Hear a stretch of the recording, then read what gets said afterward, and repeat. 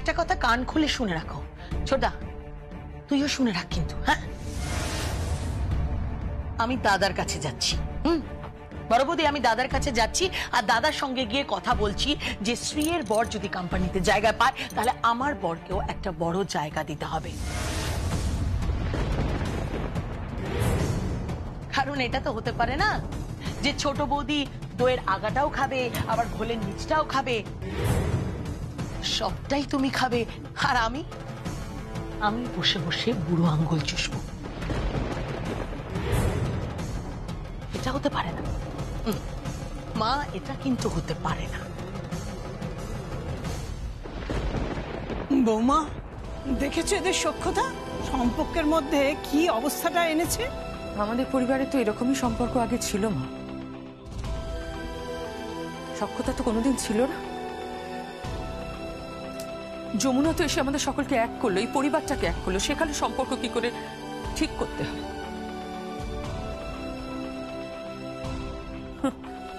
তার আগে কি ছিল বলুন? আমি পড়ে থাকতাম এই পরিবারে, এই সংসারে কাজের।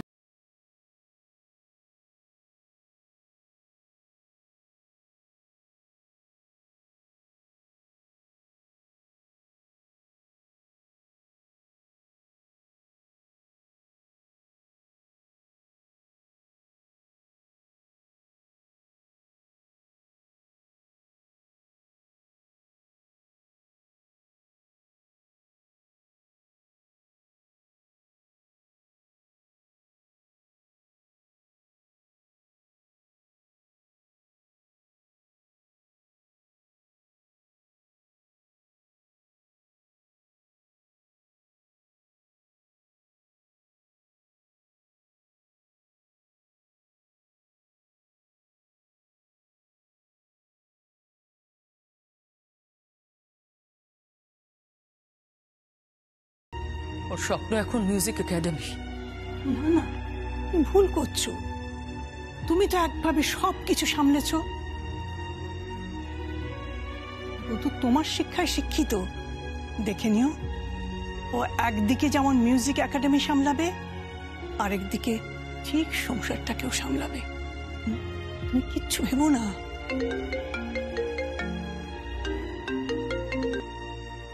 হ্যালো, কে বলছেন? হ্যাঁ,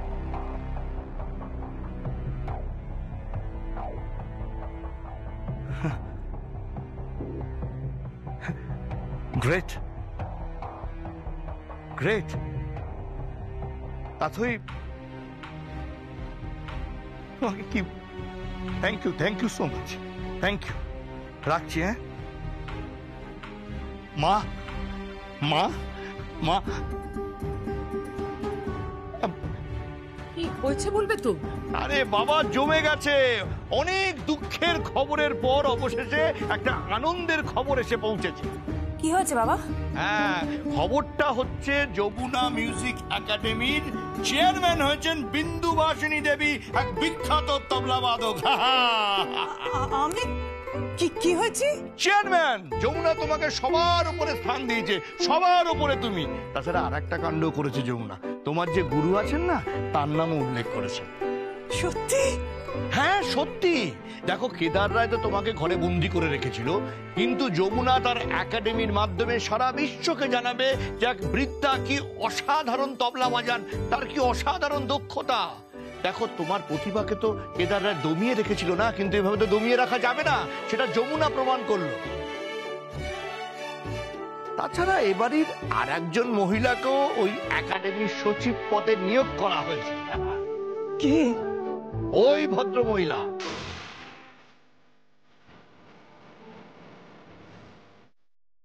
হ্যাঁ, যে নাচ ছেড়ে সারাক্ষণ মুখ বুজে সংসারের কাজ করে গেছে, বাসন মেজেছে, কাপড় কেচেছে, রান্না করেছে। কি বলছো? ইয়েস মাই ডিয়ার বৌদি, তোমার প্রিয় দেওর বলছে তুমি পারবে, মা পারবে। ইয়েস, তোমরা পারবে। শোনো, যমুনা বাড়ির দুজন বউকে দুটো পদ দিচ্ছে, চেয়ারম্যান এবং সচিব। ও একটা প্রেস কনফারেন্স করবে, সেখানে মা বাজাবে, তুমি নাচবে, আর যমুনা বাজাবে এবং গাইবে। 3 cheers for Jamuna, hip hip হো।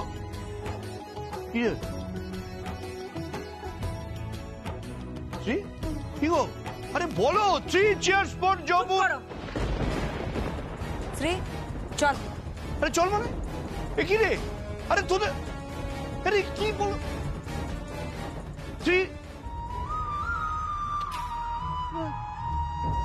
3 cheers for Jamuna, hip hip hurray. 3 cheers for Jamuna, আমি একাই বলবো। Hip hurray! হ্যাঁ, 3 cheers for Jamuna, hip hip hurray! 3 cheers for Jamuna. Hip hip hurray!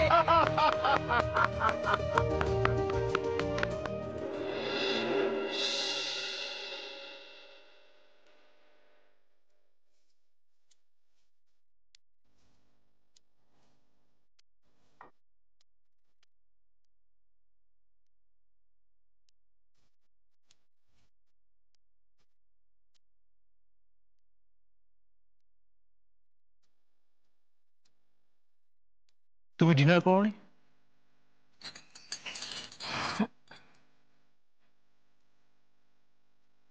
Gita, আমি তোমাকে কিছু জিজ্ঞেস করছি, তুমি ডিনার করোনি? তোমাকে ভাবতে হবে না আমি ডিনার করেছি কি করিনি। তুমি বরং একটা কাজ করো, তুমি যমুনা বৌদিকে ফোন করে জিজ্ঞেস করো ও ডিনার করেছে। গীত প্লিজ।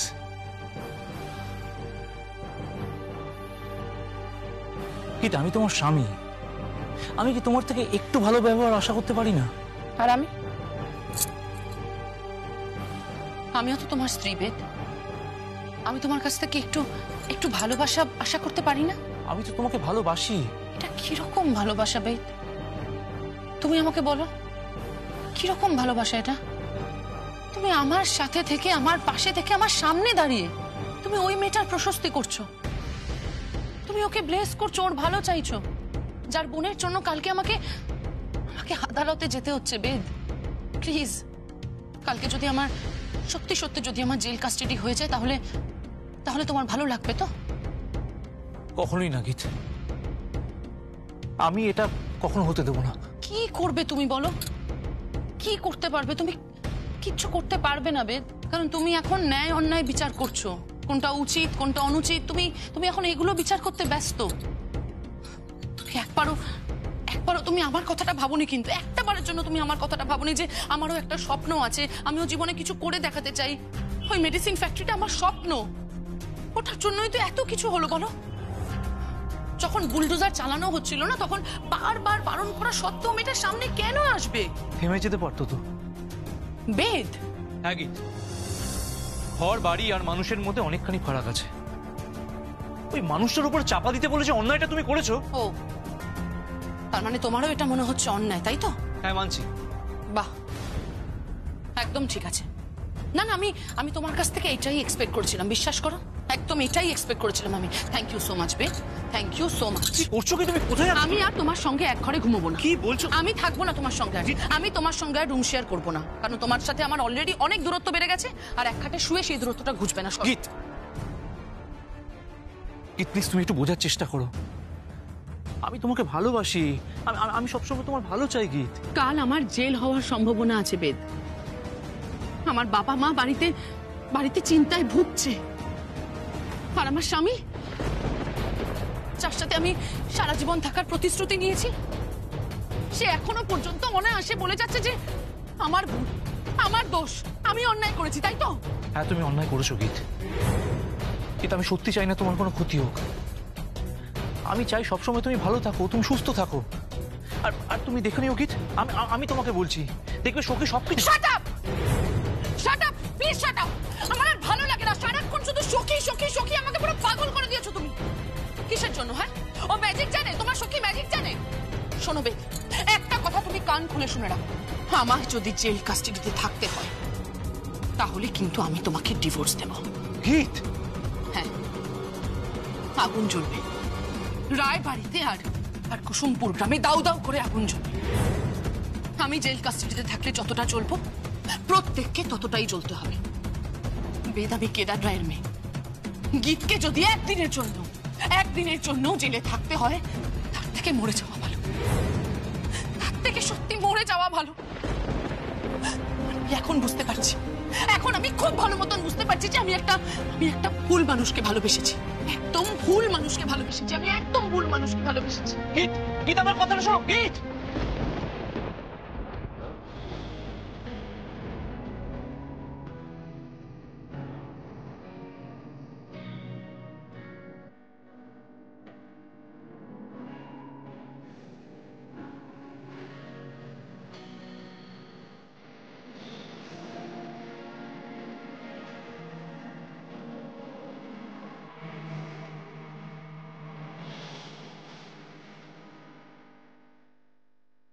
আমার যদি যেই কাজটা থাকতে তাহলে কিন্তু আমি তোমাকে ডিভোর্স দেবো, তোমাকে ডিভোর্স দেবো, তোমাকে ডিভোর্স দেবো।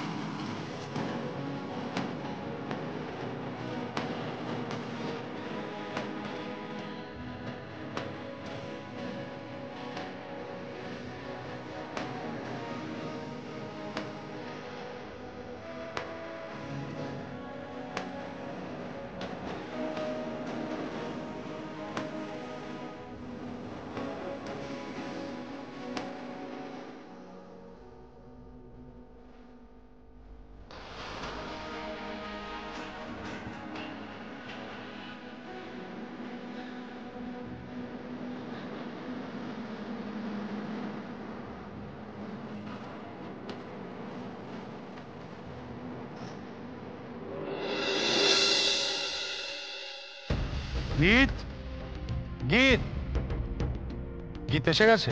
না কথা বাবু, বাইরে আছে, আসছে। আবার এখন আবার কে ফোন করলো?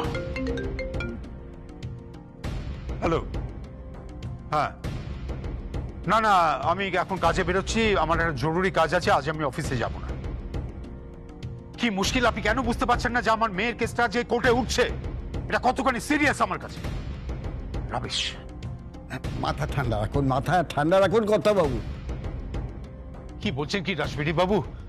একটু পরে আমার মেয়ের কেসটা কোর্টে উঠছে, তাকে কোর্টে যেতে হবে, কাঠগড়ায় দাঁড়াতে হবে, উকিল তাকে নানা রকম প্রশ্নে জর্জরিত করবে, আর আমি সেটা দাঁড়িয়ে দাঁড়িয়ে দেখবো? আপনি জানেন না গীত আমার কাছে কতখানি? জানি, জানি, সব জানি কথা বাবু। বাবা চলো তাড়াতাড়ি।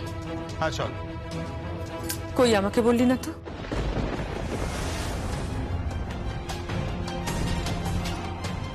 কি বলবো বলো তোমাকে? তোমাকে আমি কি বলবো? তুমি তো যমুনা অন্তপ্রাণ, সারাক্ষণ শুধু যমুনা যমুনা করে যাচ্ছ। ওকে ছাড়া তুমি কিছু বুঝেছো? দেখো, তোমার সঙ্গে আমার যে দূরত্বটা বেড়ে গেছে না, সেটা কোনোদিনই ঘুচবে না, কারণ আমি যেরকম মা চেয়েছিলাম তুমি সেটা নও। গীত, হ্যাঁ, আর আমি এটাও খুব ভালো মতন জানি যে তুমি চাও যাতে আজকে আমার পানিশমেন্ট হোক, খুব ভালো মতন জানি আমি। তোমার কোনো পানিশমেন্ট হবে না, যমুনা আছে, সব ঠিক করে দেবে। যমুনা বাড়িতে নেই, যমুনা এই বাড়িতে নেই। আমি তন্ন তন্ন করে খুঁজেছি, যমুনা কোথাও নেই। যমুনা নাকি আজকে গীতের পাশে দাঁড়াবে। হ্যাঁ, কোর্টে যদি ওকে উকিল কোন রকম ইন্টারভেট করে, সওয়াল জবাব করে, ও নাকি গীতের হয়ে কথা বলবে। আপনার বৌমা কোথায়? সে তো বাড়িতে নেই। কি হলো কি বড় বৌদি, চুপ করে আছেন কেন? কথা বলুন। যমুনা নেই। আমি জানি তো, আমি জানি অনুরাধা, রক্ত কখনো ধোকা দেয় না, কখনো ধোকা দেয় না।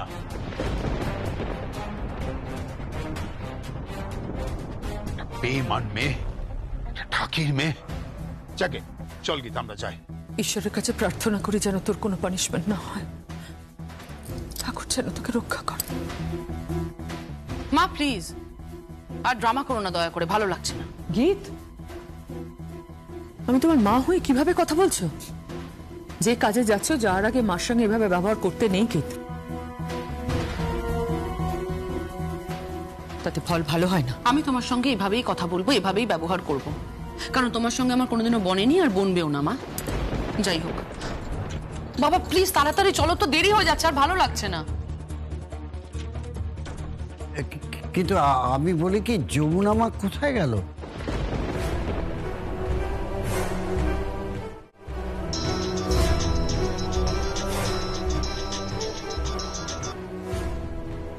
হ্যালো, আপনারা কোথায়? দেরি হয়ে যাচ্ছে তো, একটু পরে কেস উঠবে। জেঠুকে বলুন তাড়াতাড়ি আসতে, দেরি হচ্ছে। হ্যাঁ, ওই কর্তাবাবু যমুনা মায়ের জন্য অপেক্ষা করছিলেন।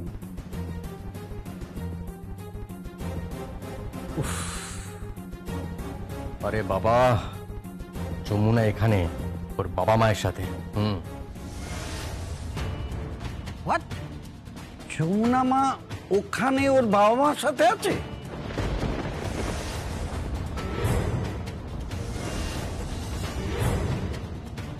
আমাকে আমাকে একটু আমি একটু ফোনটা দিন তো রাজবীর বাবু, আমি একটু কথা বলি। তুমি কোনো কথা বলবে না, দাঁড়াও, দাও ফোনটা দাও। হ্যালো, কি হয়েছে রকি? বল, কি হয়েছে নাকি? আমার একটু দাও না প্লিজ, আমি একবার কথা বলি যমুনার সঙ্গে, একটু কথা বলতে দাও। কথা বলবার কোনো দরকার নেই, আমি তোমাকে বললাম না কোনো কথা বলবে না, ইটস ওভার। যেটা রকি বলতে, কি হয়েছে? কি যমুনা কি করছে? জেঠু, যমুনা এখানে ওর বাবা মায়ের সাথে।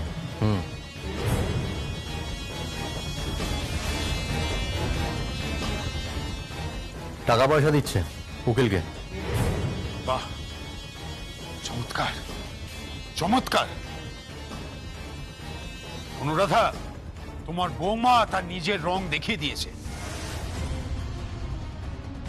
এই জন্য আমি তোমাকে বলি না অনুরাধা, পর পরই হয়। তাকে যতই তুমি কাছে টানাও না কেন, সে কোনোদিন আপন হয় না অনুরাধা, কোনোদিন হয় না। চকিত, আমার যদি সাজা হয় তাহলে আমিও কিন্তু যমুনাকে মেরে ফেলে দেব।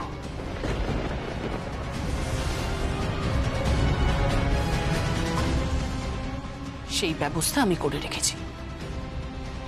আমায় যদি শাস্তি পেতে হয় অ্যাটেম্পট টু মার্ডার কেসে, তাহলে তাহলে আমিও কিন্তু মার্ডার করেই মরব, এটা আমি বলে রাখলাম। গীত, গীত, গীত, আমার কথা শোন। গীত, গীত,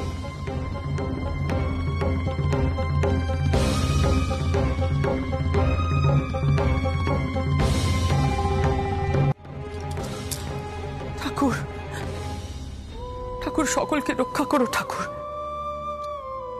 সকলকে রক্ষা করো, আমার পরিবারটাকে বাঁচাও ঠাকুর, ধ্বংসের হাত থেকে বাঁচাও। আমার মেয়েটা যেন ফিরে আসে, ওকে সুবুদ্ধি দাও ঠাকুর, ওকে সুবুদ্ধি দাও।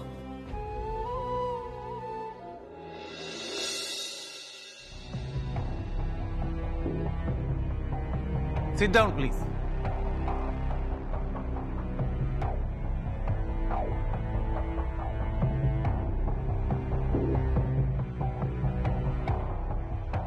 অ্যাডভোকেট দত্ত, আপনি শুরু করুন।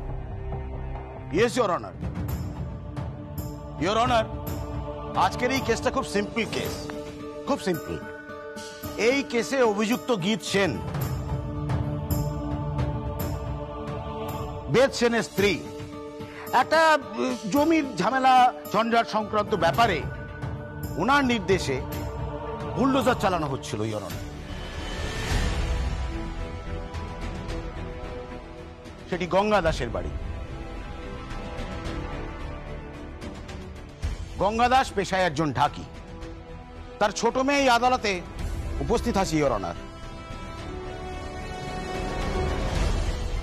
তার ছোট মেয়ের ওপর সেই বুলডোজার, আমি বলতে চাইছি your honour, this is a simple case of attempt to murder. Objection your honour, objection over ruled. আচ্ছা, আপনি দিল্লি কোর্ট থেকে কবে এলেন? আমি গতকাল ফিরেছি মিলন। ওকে, আপনি বসুন।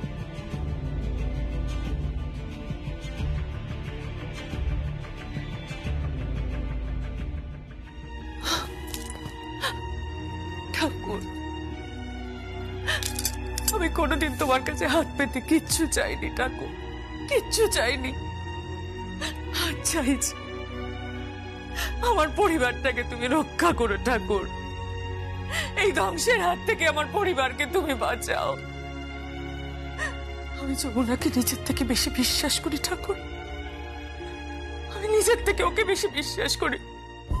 আমি জানি না কেন ওখানে, তবে তবে তুমি আমার মান রেখো ঠাকুর, তুমি আমার মান রেখো। আমি যেন সকলের কাছে ছোট না হয়ে যাই ঠাকুর, তুমি আমার মান রেখো।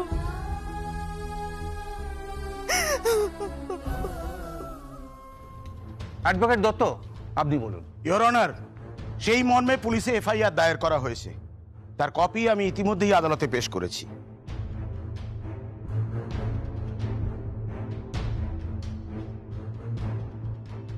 ওই ফাইলটা দেখলেই আপনি বুঝতে পারবেন ইওর অনার, কিছু সার্কামস্টেন্সিয়াল এভিডেন্স আছে, কিছু উইটনেসও আছে।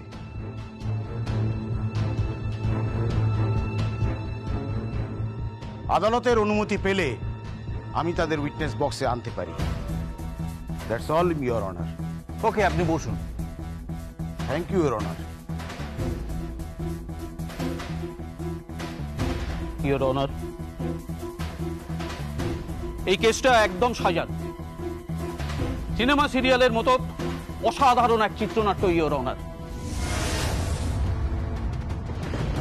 এই গঙ্গা দাস নামে ওই ঢাকিটি রায় পরিবারে দীর্ঘদিন ধরে ঢাক বাজাতেন এবং তিনি সুযোগ বুঝে তার সুন্দরী মেয়েকে ওই রায় পরিবারে নিয়ে গিয়ে হাজির হন।